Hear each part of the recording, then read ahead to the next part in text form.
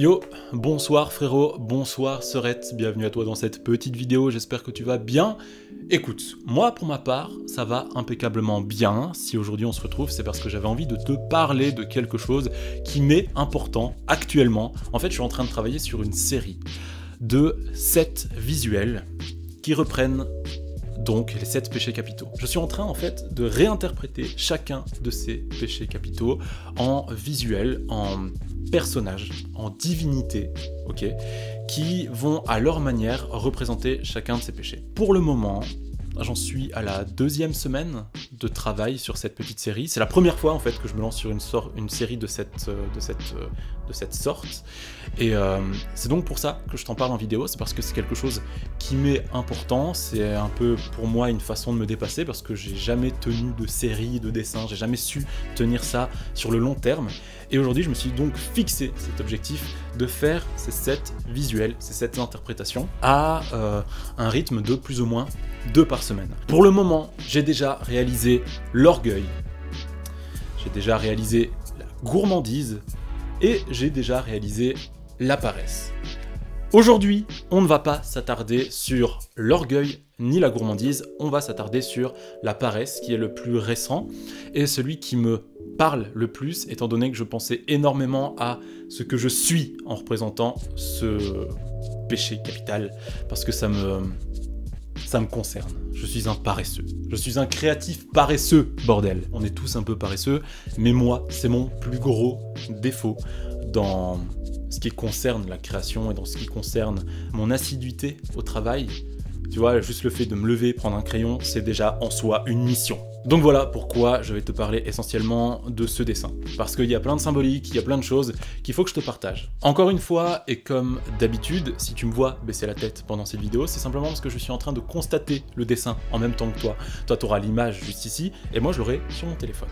Alors, parmi tous les points qu'on va aborder aujourd'hui à propos de ce dessin, je crois que la première chose à mettre en avant, surtout par rapport à ces derniers temps, par rapport au dernier visuel que j'ai créé avec l'iPad, entre autres, c'est le retour vers le noir et blanc. C'est pour moi d'abord une façon de revenir à la source, à l'origine de mon inspiration et de mon style graphique, parce que j'ai toujours dessiné en noir et blanc, j'ai toujours adoré ça. Tu vois ma façon de travailler mon line, je t'en ai déjà beaucoup parlé en vidéo. Et bien pour moi c'était une façon de revenir à cette source-là. C'est quelque chose d'assez fort en moi que je voulais retrouver dans cette série de dessins. Aussi, ce que je voulais faire avec cette série de visuels, et plus particulièrement avec ce dessin-là, c'est de trouver quelque chose d'épuré, d'assez lisible, mais à la fois qui joue fort avec les contrastes et quelque chose de puissant au visuel, quelque chose qui peut te faire ressentir des émotions. Pour moi, c'est ça aussi l'essence même d'un dessin et l'essence même d'une création, c'est de pouvoir véhiculer des choses et pouvoir transmettre des choses. Ok ? Quelque chose qu'on lit au premier abord n'est jamais aussi fort que quelque chose qu'on va découvrir en regardant, en essayant d'analyser, en se rendant compte en fait des sens cachés qui peuvent se trouver dans le dessin qu'on peut pas repérer tout de suite, tu vois. En parlant d'éléments avec des sens cachés et des symboliques particulières, je vais d'abord devoir te mentionner le crâne de ce personnage, sa tête. Sa tête nous fait directement référence à une tête d'oiseau avec ce bec.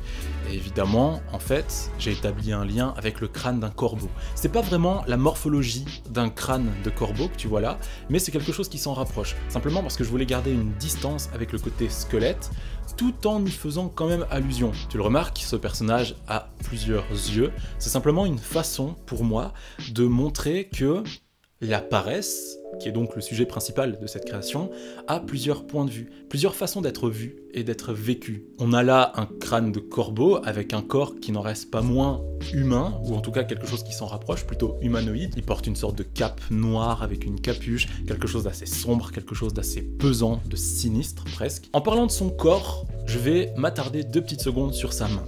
Tu le vois, sa main est en train de se rapprocher d'un serpent. Et à la fois, elle tient une sorte d'horloge qui a un cadran qui est totalement noir, qui ne présente aucune aiguille. Comme si le temps n'avait dans sa dimension, dans l'univers de ce dessin, aucune foutue importance.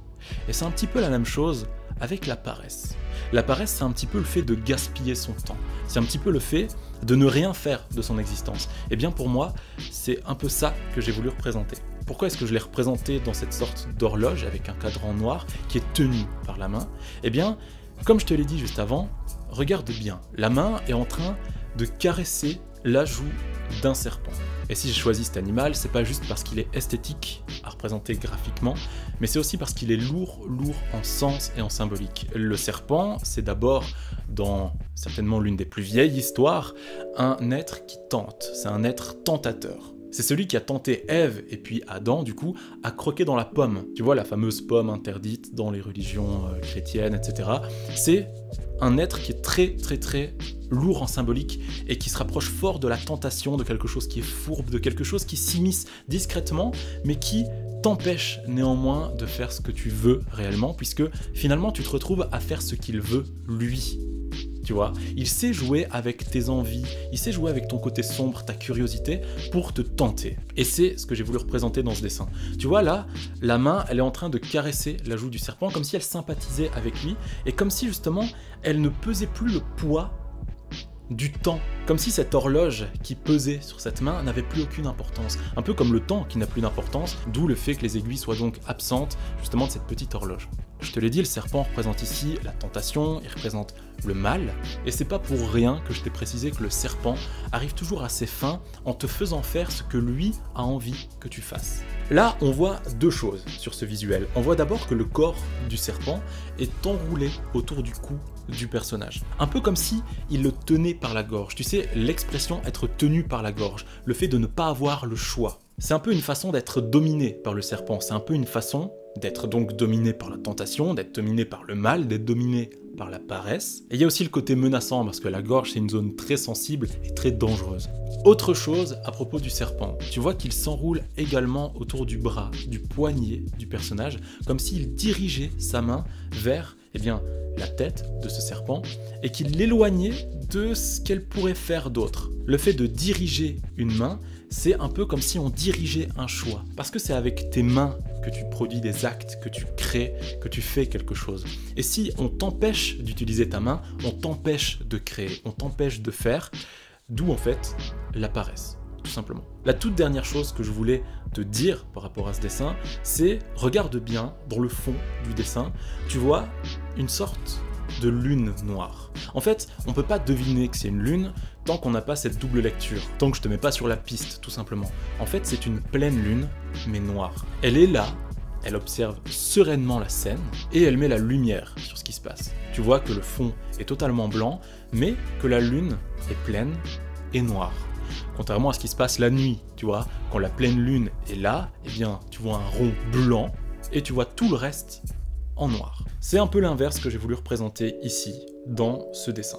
Une façon de montrer que les choses ne sont pas normales, et que la paresse n'est pas normale. Et qu'il faut la combattre, bordel de merde. Voilà, aujourd'hui je voulais te parler de ce dessin en particulier, je voulais simplement le mettre à nu et mettre au devant toutes les symboliques qui peuvent se trouver un petit peu enfouies et un petit peu cachées dans ce visuel. J'espère que ça t'aura plu, j'espère que ça t'aura intéressé, et puis par-dessus tout, j'espère que ça t'aura intrigué et que ça aura un peu éveillé une sorte de curiosité pour les prochains visuels qui vont arriver dans les prochains jours, les prochaines semaines.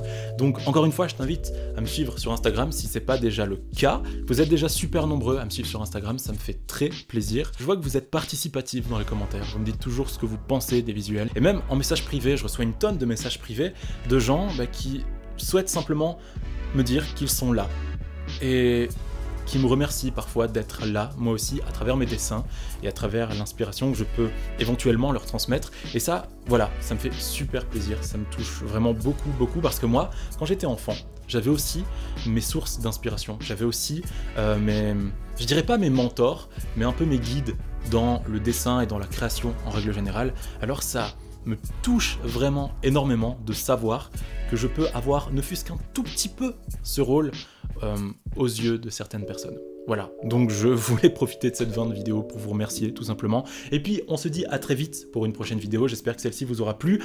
Ciao ciao. Ah oui, et d'ici là, portez-vous bien, car vous le savez, c'est ce qu'il y a de plus important. Ciao ciao.